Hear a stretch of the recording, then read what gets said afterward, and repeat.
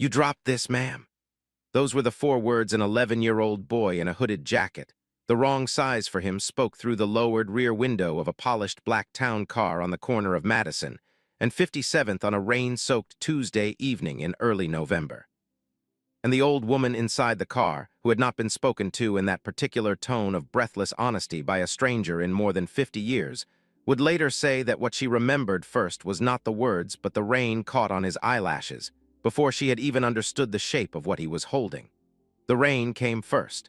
The rain was what she remembered. A small, careful voice rising up through the half-inch gap of cracked glass, half swallowed by the hiss of tires on wet pavement and the steady drum of November rain on the roof of the car, reaching her the way certain sounds reach a person at the end of a long day, as if from underwater. She turned her head. She saw a hand. A small hand, dark at the knuckles where the cold had bitten in, fingers thin and steady, holding out a slim burgundy leather wallet with both palms cupped around it, the way a child cups a fragile thing he has been told not to drop. And behind the hand she saw the face.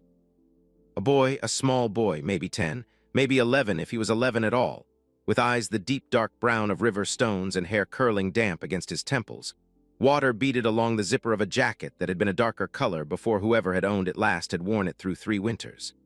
His mouth was set in a tight, careful line that was trying very hard not to look like it had just run 3 blocks at full speed through cold rain to catch a car already moving away from him. The woman in the back of that car was named Eleanor Vance. She was 74 years old. She was the only surviving granddaughter of Cornelius Vance, the man who in 1923 had bought a single failing hotel on West 44th Street with money he had earned shoveling coal, and who, by the time he died in 1958, had built the Vance Hotel Company into a chain of 41 properties across 3 continents.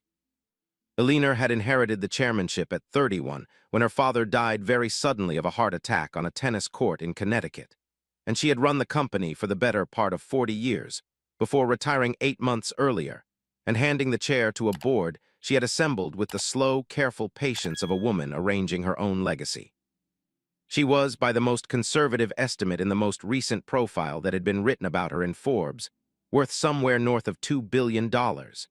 She did not know, in that first half-second of looking at the boy through the streaked glass of her car window, that any of those facts mattered to the story that was about to begin. She only knew that the wallet, which she had not yet realized was gone, was being held out to her by a child who had run hard enough through cold November rain to catch a moving vehicle in evening traffic, and who was now standing on the curb in clothes that were already soaked through, waiting to give it back. Before we go any further, take a moment and leave a comment letting me know where in the world you are watching from tonight. And if stories about quiet honesty in a loud world mean something to you, hit subscribe so the next one finds you when it is ready. New York City in the first week of November had been having the kind of autumn the people who lived there liked to argue about. Too warm by half through most of October, the trees in Central Park still holding on to leaves they should have dropped 2 weeks earlier.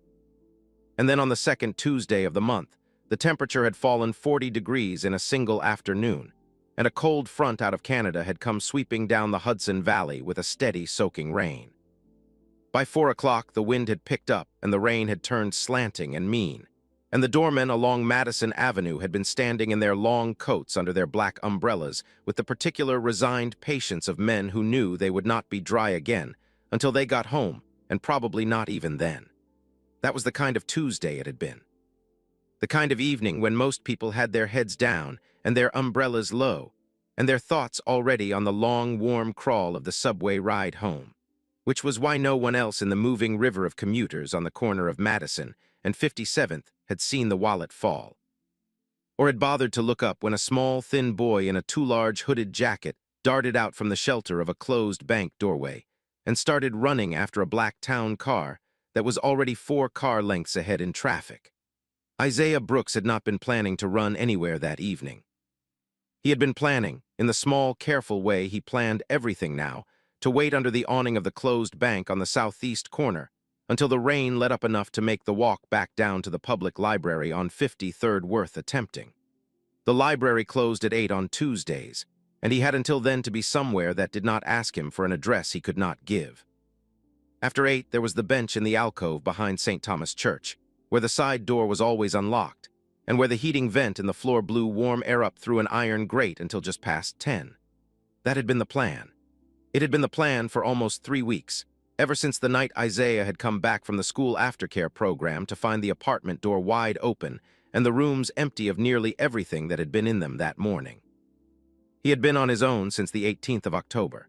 He kept track in the back of a small green notebook he had carried in the inside pocket of the jacket since the first night, marking each day with a single small dash in pencil, the way he had once seen prisoners mark walls in a movie his father had let him stay up late to watch. Because keeping track was the one thing he had decided he was going to do no matter what else happened, and small decisions were the only kind he had any control over anymore. His mother, a hospital food service worker named Vanessa Brooks, who had laughed too loud at her own jokes and braided his hair before school in the small bathroom of their apartment on 143rd Street, had died of a stroke in the kitchen of that apartment on a Saturday morning in late August. She had been 41 years old. She had been pouring orange juice into a glass for Isaiah's breakfast when it happened, and the juice had still been pooling slowly across the counter when Isaiah had come out of the bathroom and found her on the floor. He did not remember much of the next several hours with any clarity. He remembered calling 911 and being told to stay on the line. He remembered the slow, long ride to the hospital in the front seat of a neighbor's car. He remembered a nurse with kind, tired eyes who had crouched down to his level in the family waiting room and told him she was very sorry. After that, the hours had gone soft at the edges, the way they sometimes do in a child's memory when the mind has decided, on its own and without asking permission, that some things do not need to be remembered in order. His father had not been in the picture for almost 6 years by then. Marcus Brooks had left when Isaiah was 5, had moved down to Atlanta with a woman Isaiah's mother did not like to speak about, and had called twice a year on Isaiah's birthday, and at Christmas the way men sometimes do when guilt is the only string still tying them to a place. After the funeral, the social worker had tried calling that number for almost 2 weeks. The number had been disconnected. The address they had on file had turned out to belong to a barbershop that had closed in 2019. Isaiah had gone, for a while, to live with his mother's cousin Renee in a small apartment in the Bronx where Renee already had 3 children of her own and a job that started at 5 in the morning and ended at 4 in the afternoon. Renee was not a bad woman. Isaiah had needed to be clear about that even in the quiet country of his own head because the world had a way of telling stories about women like Renee that left out the parts that mattered. She had braided his hair the first morning he was there, the way his mother had used to. She had bought him a new toothbrush and put it in the cup on the bathroom sink next to her own children's toothbrushes without making any small ceremony of it. She had done what she could for almost 5 weeks. But there were 4 mouths now where there had been 3, and the rent on the apartment had gone up in September, and Renee's oldest boy had needed new shoes for school. And somewhere in the second week of October, a man Isaiah did not know had started coming around the apartment, and the man had not liked the way Isaiah looked at him. And the man had said so more than once in the kitchen when Renee was not in the room. On the night of the 18th, Renee had come into the small room where Isaiah slept on a folding cot and had sat down on the edge of the cot and had cried for a long time without saying anything.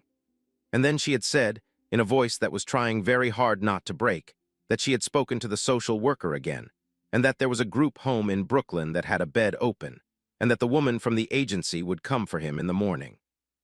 And Isaiah had nodded, and he had said it was all right, and he had waited until Renee had gone back into the other room and closed the door. And then he had put his clothes into his school backpack and taken the $43 he had been saving from the jar his mother had kept on top of the refrigerator, and he had walked out of the apartment at 4 in the morning while the building was still asleep. He had not been able to say, even to himself, exactly why he had run. He had only known, in the small, clear part of him that had been making decisions since the morning in the kitchen, that a group home in Brooklyn was a door he did not want to walk through, because a door like that closed behind a person, and once it closed, it was very hard to find your way back to anything that had been on the other side of it. He did not think of himself as homeless. That was an important distinction he made carefully inside his own head, because homeless was a word that belonged to the men he saw sleeping in the doorways of closed delis along Lexington, the men whose eyes had gone somewhere far away that they could not always find their way back from. Isaiah was not one of them yet. He was, he told himself, traveling. He was between things. He was waiting for the part of his life where someone honest came along and asked him the right question, and he had decided early on, in a way he could not have explained, that the only thing he could do until then was stay clean and stay quiet and stay where the lights were good. The library on 53rd was the best of those places. The public branch had a small reading room on the second floor with high windows and long oak tables, and the librarian at the desk on Tuesdays, a young woman named Miss Halloran who wore her hair in a long single braid down her back, had not asked him any questions on his first afternoon there, and had not asked him any questions on any afternoon since. She had only nodded at him when he came in and nodded at him again when he left, and once, on a particularly cold afternoon, she had set a paper cup of hot chocolate down on the table beside his book and walked away without saying anything at all. That was where he had been headed when he saw Eleanor Vance for the first time. He had come up out of the subway at 59th and Lexington about 5:15. The rain already coming down hard enough that he had pulled the hood of his jacket up before he had even reached the top step, and he had been walking south along Madison with his hands shoved deep into his pockets, and his backpack hooked over only one shoulder, because the other strap had given out 2 days earlier under the weight of the 3 library books he had been afraid to leave anywhere. He had stopped under the awning of the closed bank on the southeast corner of 57th, because the rain had turned suddenly worse. The kind of slanting, wind-driven rain that found the inside of a hood, no matter how a person turned his head. And he had pressed himself back against the marble wall of the building the way he had taught himself to press against walls in the city, making his small body smaller, letting the river of evening commuters move past him without touching him. And he had watched as he always watched, because watching was what kept a person safe. That was when he had first seen the old woman. She had come out of the revolving brass door of the building directly across the street, a tall, narrow stone building with a small awning and a doorman in a dark green coat who held an enormous black umbrella over her head as she stepped down onto the sidewalk. She was tall for a woman of her age, and she carried herself the way certain women of a certain generation still carried themselves in that part of the city, with her back very straight and her chin lifted and her steps measured. She wore a long camel-colored wool coat that fell almost to her ankles, and a pair of soft gray gloves, and a single string of pearls at the collar of her blouse that caught what little light there was on the rain-darkened street. Her hair was the color of fresh snow, cut short and brushed back from her face, and her face was long and finely lined in the way of women who had spent their lives indoors at meetings and outdoors in gardens in equal measure. She carried a brown leather handbag in the crook of her left arm.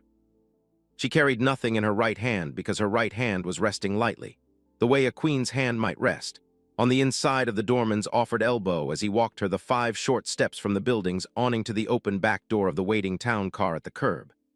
Everything about her, Isaiah had noticed in the half-second it took to see and catalog her, was expensive in the quiet way that very expensive things sometimes were. Nothing flashy, nothing new, just the kind of careful, well-made, lived-in quality that belonged to a person who had stopped needing to prove anything to anyone a very long time ago. She had paused at the open door of the car. She had said something to the doorman. The doorman had nodded and smiled, the small private smile of a man who had been holding doors for the same woman every weekday evening for years, and who had developed in that time a small, careful affection that he was not allowed to show. He had said something back. She had laughed, a short, low laugh that Isaiah could not hear over the rain, but that he could see in the lift of her shoulders. And then she had reached into the brown leather handbag at her elbow, and she had drawn out the slim burgundy wallet, and from it a folded bill, and she had pressed the bill into the doorman's palm, and she had closed his fingers around it the way you close a child's fingers around something they might lose. The doorman had bowed his head slightly. She had bent her head and stepped under the lifted umbrella to climb into the car. That was the moment. In the small, efficient motion of returning the wallet to the handbag, the old woman had not noticed that the bag's clasp, a small gold-toned magnetic catch she had been meaning to have repaired for almost 2 weeks, had not quite caught.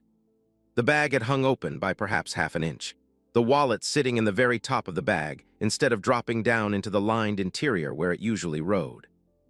And Isaiah, 20 feet away across the rain-soaked street, with the same watchfulness he brought to every grown person he passed in the city, had seen it.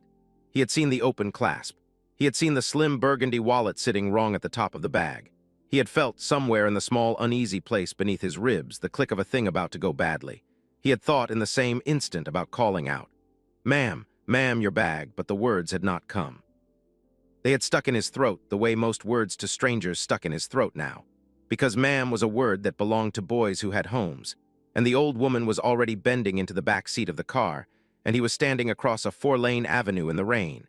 And even if he had shouted at the top of his small lungs, she would not have heard him. He saw the doorman fold the umbrella with the practiced flick of a man who had folded 1,000 umbrellas. He saw the doorman close the car door with the soft, heavy thunk of a door that had been engineered to close that way. He saw the doorman step back up onto the curb under the awning of the building, the umbrella tucked under his arm, the folded bill still curled in his fingers. He saw the town car ease forward from the curb into the slow river of evening traffic. And he saw, in the small, angled motion of the car pulling away, the brown leather handbag on the back seat tip very slightly toward the inside of the car as it accelerated. And the slim burgundy wallet, which had been waiting all those long seconds to fall, finally fell.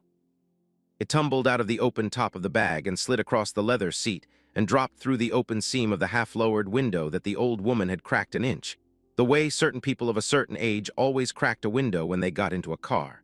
And the wallet fell out onto the wet pavement of Madison Avenue with the soft, heavy slap that thick leather makes against wet stone. The doorman had already turned to walk back inside. He had not heard it. Isaiah had not thought. He did not have time to think. He had moved.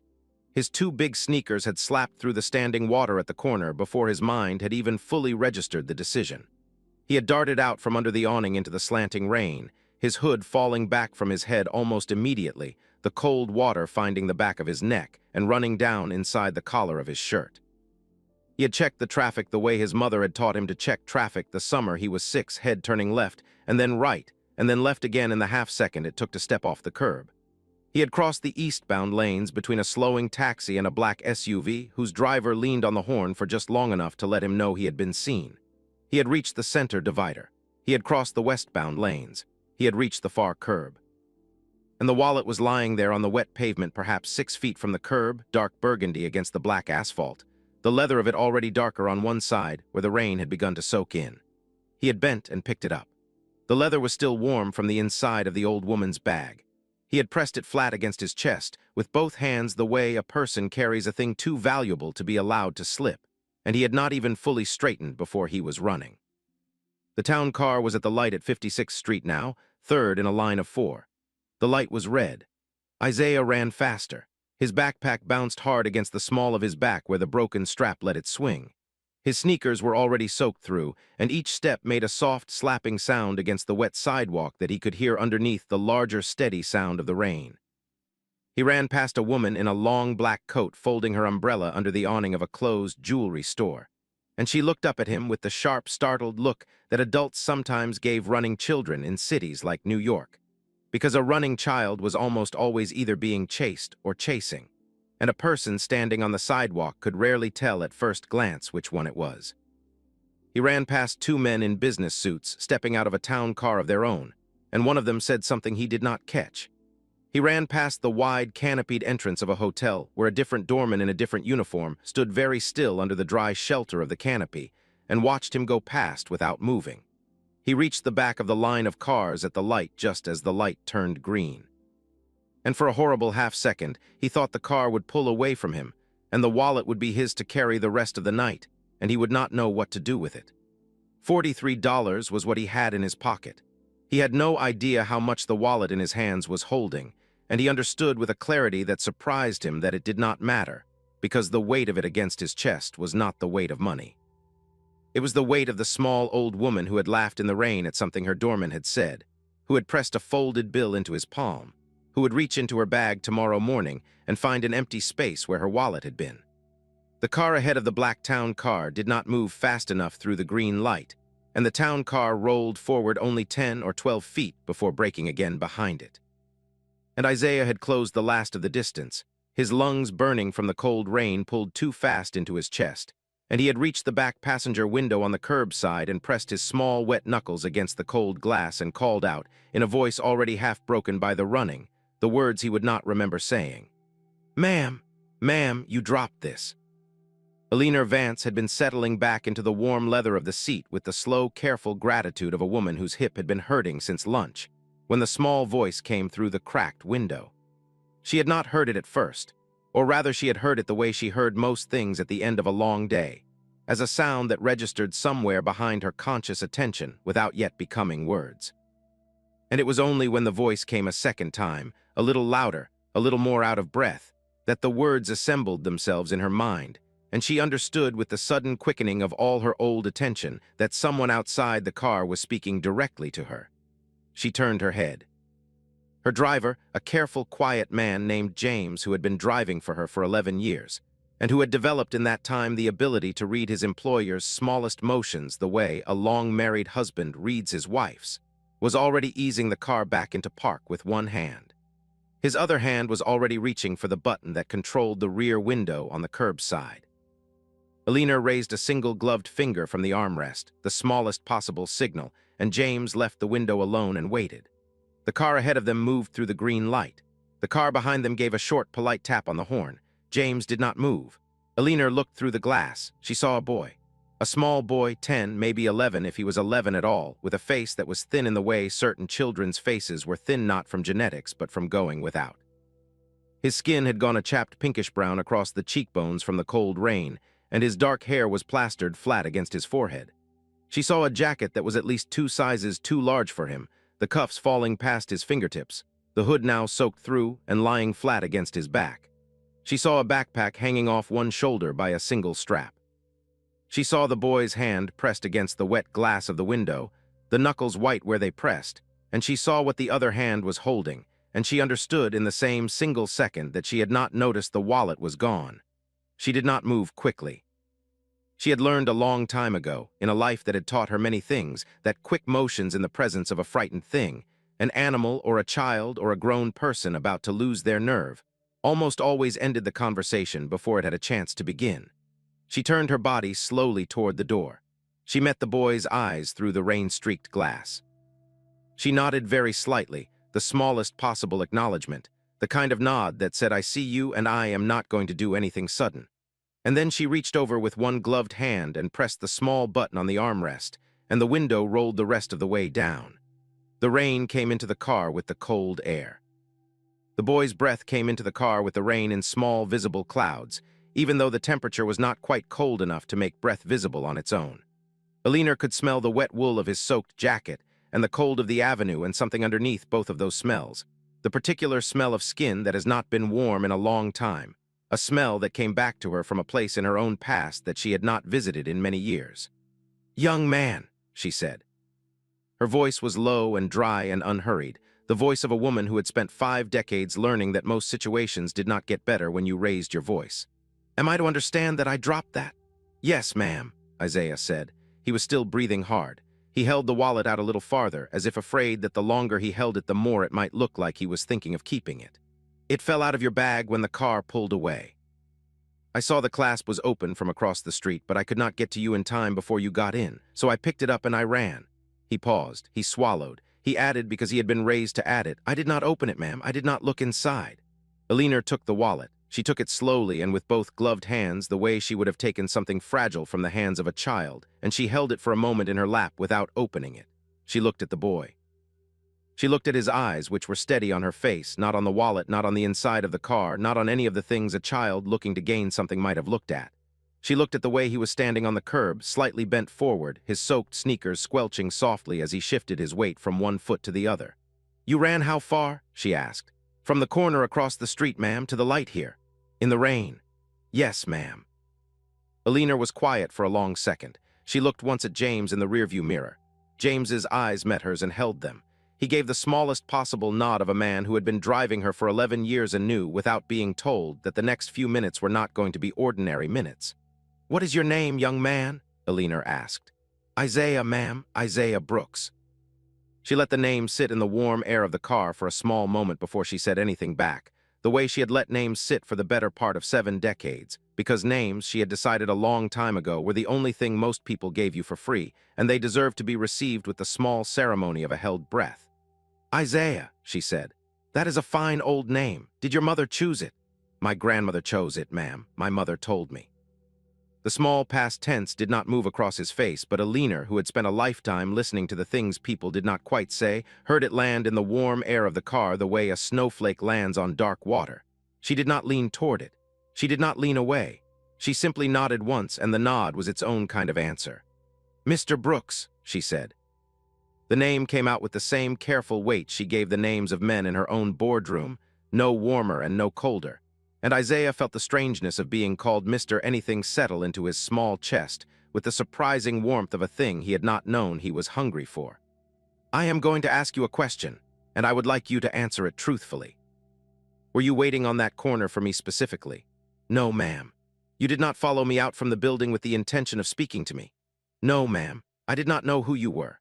I was waiting under the awning of the bank because the rain was bad and I saw your bag was open across the street, but I could not say anything because the cars were going by, and then you got in your car and the wallet fell out the window and the car was leaving."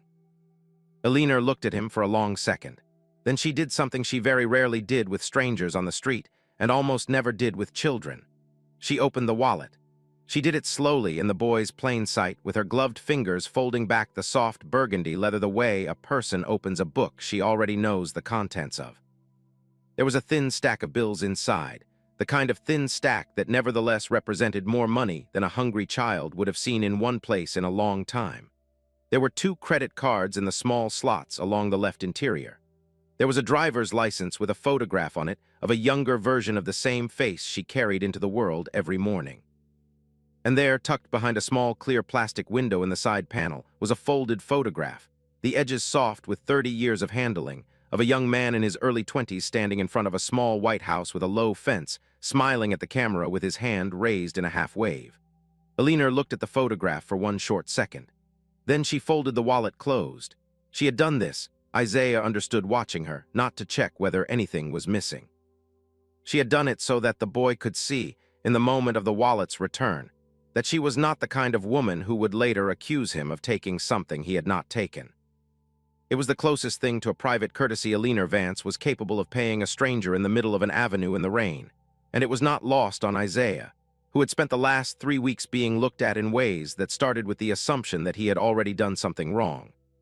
"Mr. Brooks," Eleanor said, slipping the wallet not back into the bag this time, but into the deep inside pocket of her coat. "I am not going to insult you by trying to pay you for what you have just done.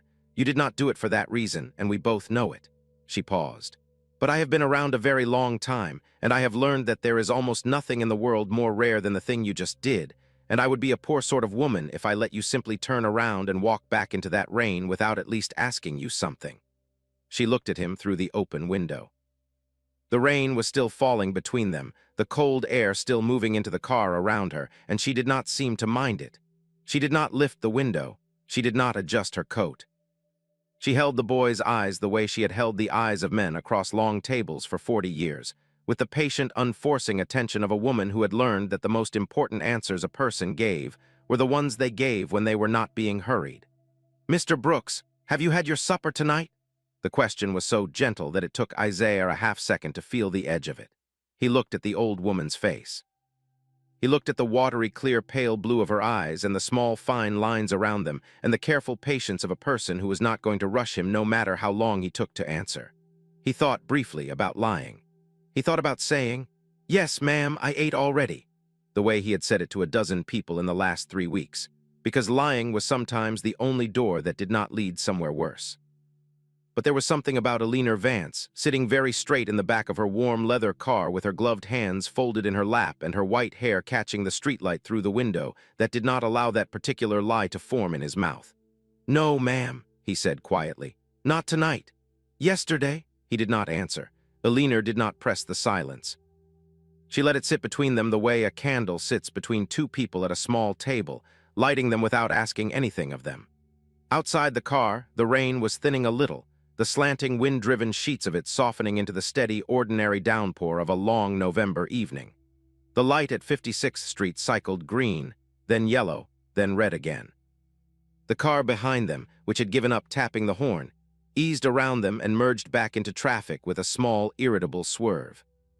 James in the front seat kept his hands on the wheel and his eyes forward and his face perfectly still, the way James had learned to keep his face still in moments like this one, because James had been driving a Eleanor Vance for 11 years, and James knew, the way a man knows the weather of his own roof, that something was about to happen that he would not be telling his wife about over breakfast for many years to come. "Mr. Brooks," Eleanor said. The formal name came again, deliberate and offering. I am going to make you an offer, and I want you to know before I make it that you are free to say no. The car will go on without you. You may simply step away from this window right now and walk back to wherever you are going, and James and I will drive on, and that will be the end of it, and I will think of you with respect for the rest of my life, regardless of what you choose. Do you understand me? Yes, ma'am. Good.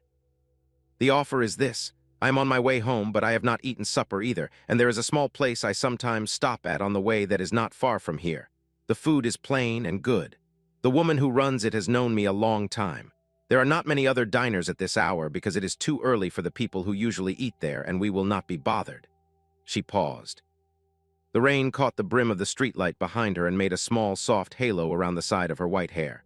I would like to take you to that place, and I would like to eat supper with you, and I would like, while we eat, to ask you some questions that I think you and I both already know the shape of. She paused again, longer this time. After supper, if you would like James to drive you somewhere, he will. If you would like to be dropped back at this corner, he will. There will be no obligation in either direction.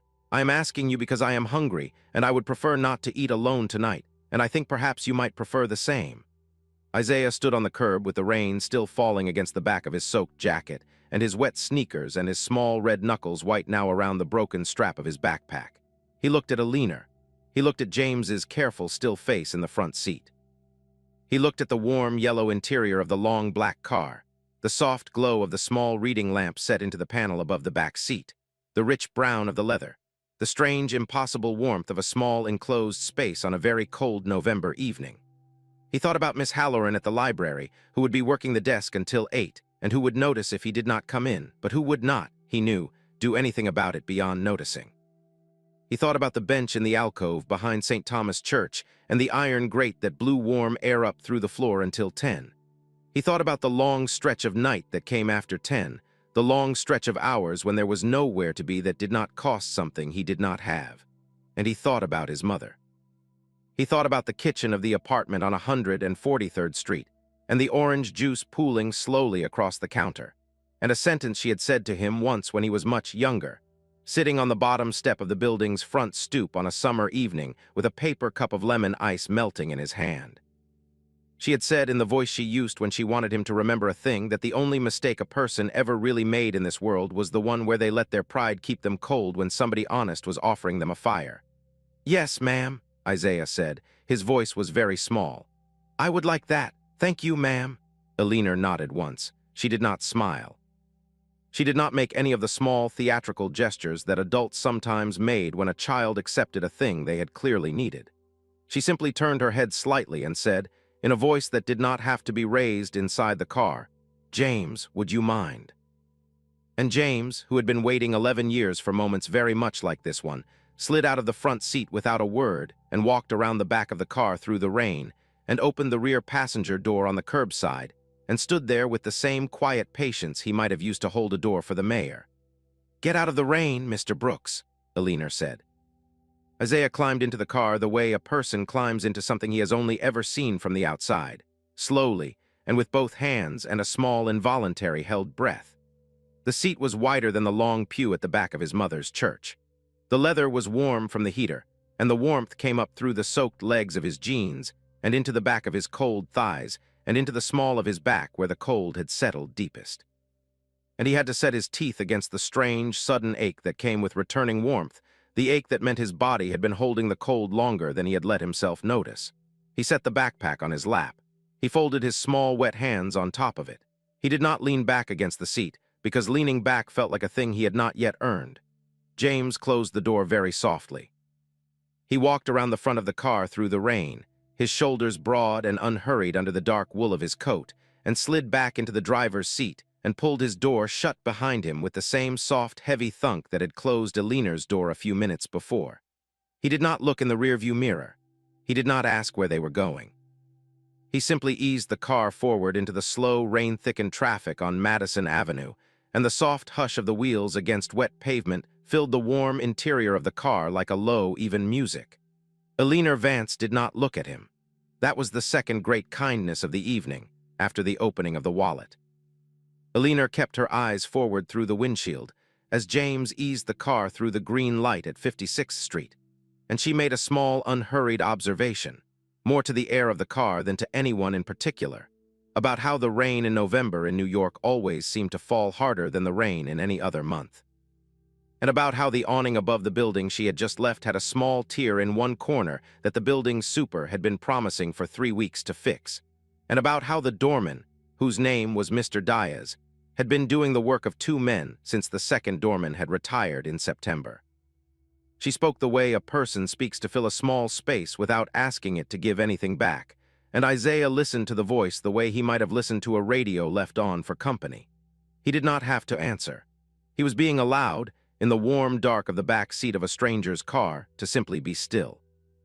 They drove south on Madison and then turned east at 53rd Street, past buildings that gave way slowly from the tall glass towers of the avenue to older brick buildings where the lights from the storefronts spilled yellow onto the wet sidewalks, the way light had spilled in that part of the city for 100 years. The car rode so quietly that Isaiah could hear, very faintly, the small ticking of the rain against the cold glass of the window beside him, and he had to remind himself a few times that he was awake. The restaurant was on a short, narrow street between a closed bookstore and a tailor's shop, where a man with white hair was still working in the lit front window at a small table covered with cloth. There was no sign over the door, only a small painted name in the lower corner of the front window in faded gold letters that had been painted by hand a long time ago and touched up by the same hand a few times since. Sophia's. James eased the car to the curb. He got out into the rain and opened Eleanor's door with an umbrella already lifted, and Eleanor stepped out first, the slow, careful unfolding of an old woman's body against the cold, and Isaiah followed with his backpack pressed against his chest. The rain found him again as soon as he was on the sidewalk. He had only been warm for 15 minutes, and the cold felt worse now than it had before he had ever climbed into the car. Eleanor laid one gloved hand very lightly on his shoulder as they walked the few steps to the door under the shelter of James's umbrella. The hand did not push. It did not steer. It only rested there long enough for the boy to feel it, and then it lifted again, and James opened the door for them, and Eleanor stepped aside, and Isaiah, who had never had a door opened for him by a grown woman like that in his life, walked through it. Inside, the room was small and warm and smelled of garlic and butter and tomato slow-cooked in red wine. There were 10 tables. 7 of them were empty. The other 3 were set but uneaten at. A woman in her late 50s came out from a doorway at the back with a dish towel folded over one shoulder, and her face, which had been arranged for the small business of an early Tuesday evening, rearranged itself entirely when she saw who had come through the door. "Eleanor," she said. She had a small, soft accent that was hard to place at first, the kind that had been smoothed by 40 years in a country that was not the country it had started in. She crossed the room with her hands already out, and Eleanor took both of them and held them and said, "Sophia, I have brought a guest tonight. This is Mr. Brooks. He has done me a very large kindness on a very cold corner, and I am repaying him with one of your suppers, which is hardly enough, but it is what I have on me." Sophia looked down at Isaiah. She did not bend at the waist the way some grown-ups bent when they spoke to children, the way that made a child feel like a small animal in a glass case. She lowered herself slowly into a crouch instead, so that her face was level with his, and she put out her hand palm up, the way you offer a hand to someone whose handshake you want but will wait to be given. "Mr. Brooks," she said, "I am Sophia. Welcome to my kitchen." Isaiah did not know what to do with the offered hand. He had not shaken many hands in his life, and certainly not with women in warm restaurants who looked at him as if he were a man with somewhere important to be.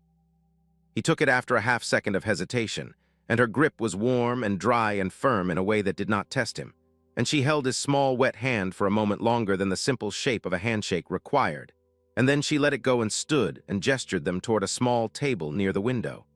The tablecloth was plain white. 2 water glasses were already on the table, and a single small candle in the middle that Sophia leaned over and lit with a wooden match before she turned away to the kitchen. Eleanor eased herself into the chair across from Isaiah with a small sigh she tried, unsuccessfully, to keep to herself. She slipped off her gloves and laid them folded on the windowsill. She unwound the long, camel-colored scarf from around her neck and draped it over the back of her chair. She did not take off her coat. Sophia returned with a basket of bread without being asked and set it down in the middle of the table, and Eleanor tore a small piece of it slowly and pushed the basket gently across to Isaiah and said only in a low voice that did not make a ceremony of it, "She brings more if you finish that. There is no end to the bread here. I have tested it for 40 years. Isaiah reached for a piece. His hand was steadier now in the warmth of the room, but only by a small margin. He tore the bread the careful way he had been taught to tear bread, and he put a piece of it in his mouth, and the taste of it, warm and slightly sweet and dusted on the bottom with a little flour from the pan it had been baked in, went into him like a key going into a lock he had not known was inside his chest. He did not cry. He had made a promise to himself a long time ago about not crying in front of grown people in unfamiliar rooms. But his eyes burned, and he kept them on the white cloth of the table, and he chewed slowly, and Alina, who could see all of it and had the grace not to see any of it, turned her face slightly toward the rain-streaked window and began to speak of small, unconnected things. She spoke about the tailor across the street, a man named Mr. Petrov who had been mending her coats for almost 25 years, and who had once, on a Saturday morning in February, stayed open 3 hours late so that she could pick up a dress she needed for a board dinner that evening. She spoke about the bookstore next door, which had closed in the spring, and about the small grief she had felt walking past the empty window for the first time.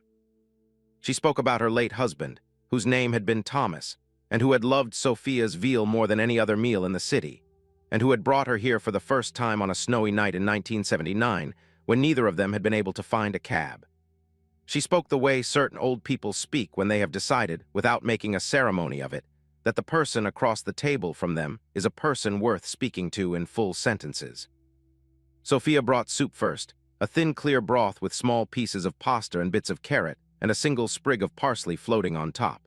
She brought it in a wide, shallow bowl with a heavy silver spoon, and she set it down in front of Isaiah without saying anything, and she set a matching bowl down in front of Alina with the same quiet hand.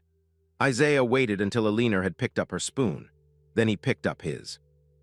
The broth was hot enough that the first spoonful made his throat ache pleasantly all the way down to the small, empty place under his ribs, and he had to set the spoon down for a second and breathe before he could pick it up again.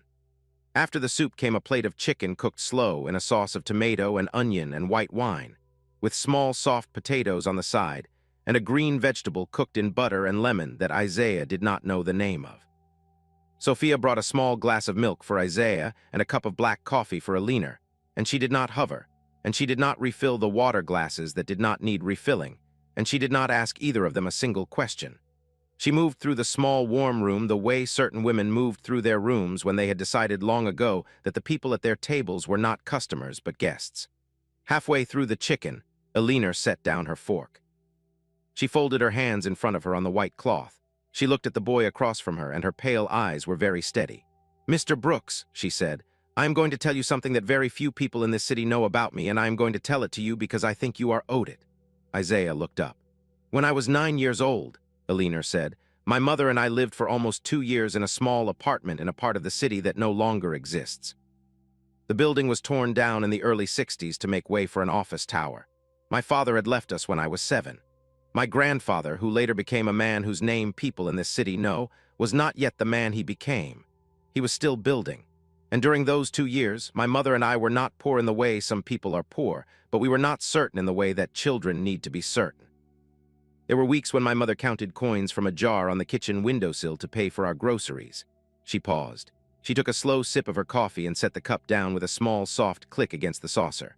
"On a Saturday in October, when I was 9, my mother sent me to the corner store with $2 to buy a half-pound of butter and a loaf of bread.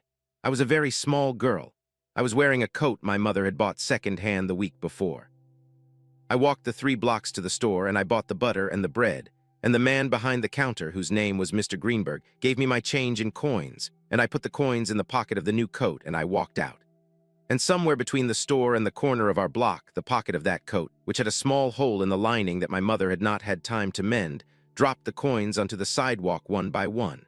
I did not feel them go. I came home with no change. My mother did not say anything. She did not raise her voice. She simply took the bread and the butter and put them on the counter and turned away, and I could see in the line of her back that something had broken in her that day that I did not have the words for." Alina was quiet for a moment. "That evening, just after the sun had gone down, there was a knock at the door of our apartment. My mother opened it. There was no one there. But on the welcome mat, in a small folded square of brown paper, were 11 coins. They had been picked up off the sidewalk between the corner store and our block by someone who had seen me drop them. They had been folded into a piece of paper from a butcher's roll. There was no note. There was no name. We never knew, my mother and I, who had returned them. We only knew that someone had walked our block in the cold for the better part of a Saturday afternoon, bending down to pick up coins one at a time, and had carried them to our door, and had folded them into paper, and had walked away without leaving anything we could thank. She looked at the boy across the table from her. "What you did for me tonight, Mr. Brooks, is what that stranger did for my mother and me a very long time ago. And I have spent most of my life since then watching for the chance to do it back." Isaiah did not know what to say to that. He had never been told a story by a grown woman as if the story belonged equally to both of them. He sat very still with the fork resting in his hand, and Alina, who did not require him to say anything, picked up her own fork and went back to her supper. And the conversation continued in the small, ordinary way of suppers everywhere, about the bread and the rain and the long-standing argument Sophia and Alina had been having for 30 years about whether the chicken was better with rosemary or with bay leaf. By the time the plates were cleared, and a small bowl of vanilla ice cream had appeared in front of Isaiah without anyone asking him if he wanted it, the boy had begun, in a slow, careful way, to talk. He told Alina about his mother. He told her about the orange juice on the counter, and the neighbor who had driven him to the hospital, and the nurse with the tired, kind eyes in the family waiting room. He told her in pieces about his father in Atlanta and the disconnected phone number, and about Renee in the Bronx, who had braided his hair the first morning, and about the man who had started coming around the apartment in October, and about the night Renee had sat on the edge of the cot and cried without saying anything. He told her about leaving at 4 in the morning with $43 and his school backpack, and about the 3 weeks of walking, and about Miss Halloran at the library on 53rd, and about the bench in the alcove behind St. Thomas Church, where the iron grate blew warm air up through the floor until 10. He told her all of it the way a person tells a thing they have been carrying alone for a long time, in pieces that did not always come in the right order, and Alina listened the way the right people listen, without interrupting and without flinching and without looking at any moment like she was already thinking about what she was going to do about it. She listened the whole way through. And when Isaiah had finished, she took a slow sip of her coffee, and she set the cup down, and she said only, "Thank you for telling me, Mr. Brooks. That cannot have been easy." Outside the small front window of Sophia's, the rain had finally begun to slow. It was falling now in the soft, scattered way of a long evening that was thinking about becoming an ordinary night, and the streetlight on the corner of the block had turned the wet pavement silver, and a man was walking past with a dog on a leash, both of them moving slowly the way men and dogs sometimes move at the end of a long day together. Alina folded her napkin. She set it on the table beside her plate. She looked at Isaiah across the candle, and she made the offer plainly, the way she had made every important offer of her long life. There was a house, she said, north of the city in a quiet town along the river. There was a guest room on the second floor with clean sheets and a door that locked from the inside. There was a woman named Mrs. Whittaker who had kept the house for almost 30 years, and who would, Alina suspected, be very glad of someone in the house to fuss over, because her own grandchildren had grown up and stopped visiting as often as they once had. There was no obligation. There was, Alina said, only a question of what the boy preferred for tonight, and what the two of them, together with the right people, would begin to sort out in the morning. She told him, in the same plain, unhurried voice, that she had a lawyer named Mr. Sweeney who had been her lawyer for almost 40 years, and that Mr. Sweeney would know which calls to make and in what order, and that the calls would be made with care, and that the woman from the agency in Brooklyn who had been planning to come to Renee's apartment in the morning would be spoken to gently and properly, and that Renee herself, who Alina said was not a bad woman by the sound of it, would be spoken to gently and properly as well, because no one in this story, Alina said, was going to be made to feel that they had failed where they had only been tired.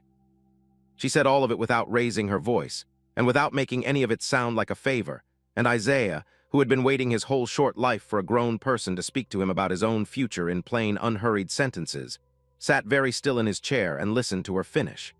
When she had finished, she did not press him for an answer. She only picked up her coffee cup again and held it between her gloved hands for the small warmth it still had, and she waited. Isaiah said yes. The drive out to the house took almost an hour, north along the river road past towns that gave way slowly from city to suburb, to a quiet stretch of road lined with old trees and stone walls, and the occasional lit window of a house set back from the road. Somewhere along that road, Isaiah fell asleep against the warm leather of the door, the way exhausted children sometimes fall asleep in the back seats of cars, when their bodies finally trust that they have arrived somewhere safe enough to do it. James lifted him from the car when they reached the house, and carried him inside the way he had carried his own daughter 25 years before, and Mrs. Whittaker, who had been told nothing by telephone, but who had been working for Alina Vance long enough to recognize the shape of a long evening when it arrived at her front door, had a bed already turned down in the small second-floor guest room, and a glass of water on the nightstand, and a small lamp left on in the hallway so the boy would not wake confused in the dark. The story did not become a viral video. There were no cameras on the corner of Madison and 57th that evening, and the only people who knew for a long time were Alina and James and Mrs. Whittaker and Sophia, and that was the way Alina wanted it. Through the long, quiet work of lawyers and social workers and a great deal of patience, Isaiah was returned to a stable life. His father in Atlanta, who Mr. Sweeney found in less than a week, turned out to be a man who had been sober for almost 2 years, and who had been afraid to call the number on file because he had assumed Vanessa wanted nothing to do with him.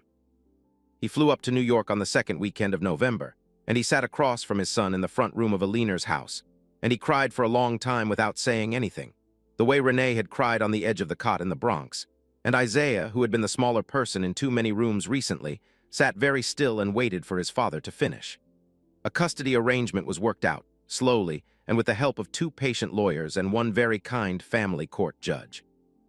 Isaiah went down to Atlanta for the spring semester, and his father, who had been doing maintenance work for the city, took on a second job he did not need to take on, and they made a life in a small 2-bedroom apartment near the school Isaiah was enrolled in.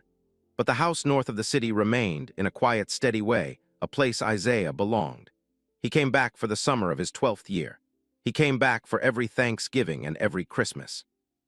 Alina flew down to Atlanta twice a year for his school plays and his middle school graduation, and she sat in the audience in the same camel-colored coat she had been wearing on the corner of Madison and 57th, and she clapped at the right moments, and she did not ever in any room introduce herself to anyone as anything other than a friend of the family.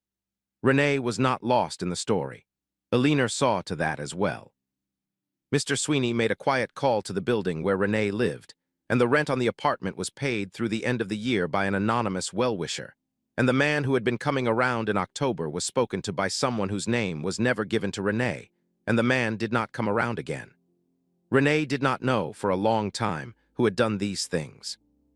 When Isaiah finally told her, years later, sitting at her kitchen table over a cup of coffee on a Saturday morning when he was 19, Renee had cried into her hands the way she had cried on the edge of the cot in the Bronx, and Isaiah had reached across the table and held her hand the way grown people hold each other's hands when there is nothing left to say that has not already been said. Alina Vance lived another 11 years after the rainy Tuesday in November. She died at the age of 85 in the house north of the city on a clear, bright morning in early May, with Mrs. Whittaker holding one of her hands and Isaiah, then 22 and home from his second year of college, holding the other. The funeral was small and private. The obituary in the Times was 3 paragraphs long and did not mention any of what mattered most. In the top drawer of the small writing desk in Alina's bedroom, there was a sealed envelope addressed in her careful, slanted handwriting to Mr. Brooks. Inside, it was a single sheet of pale blue stationery that said, "You crossed an avenue in the cold rain to give back something that was not yours. That is the whole of it. Be the person who crosses." Isaiah Brooks is 36 years old now.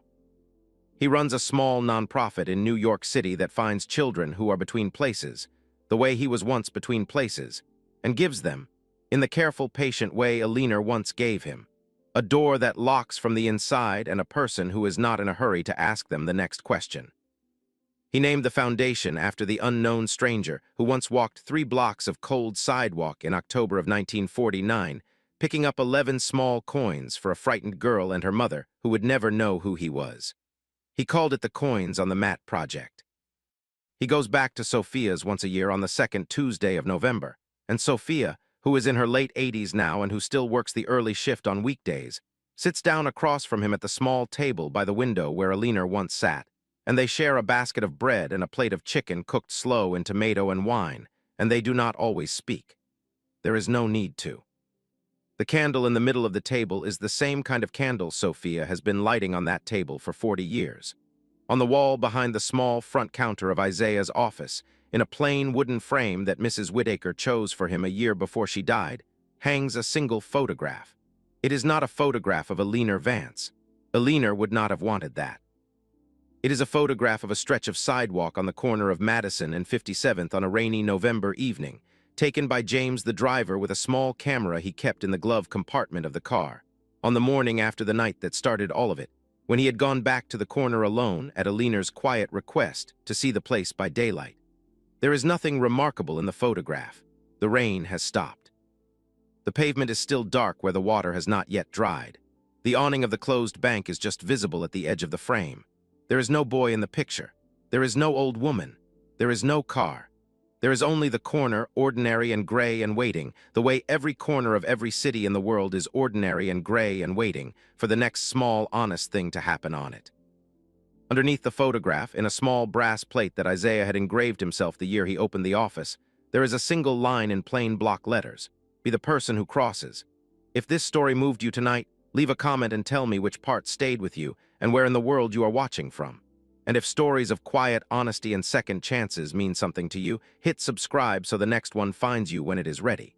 Thank you for being here.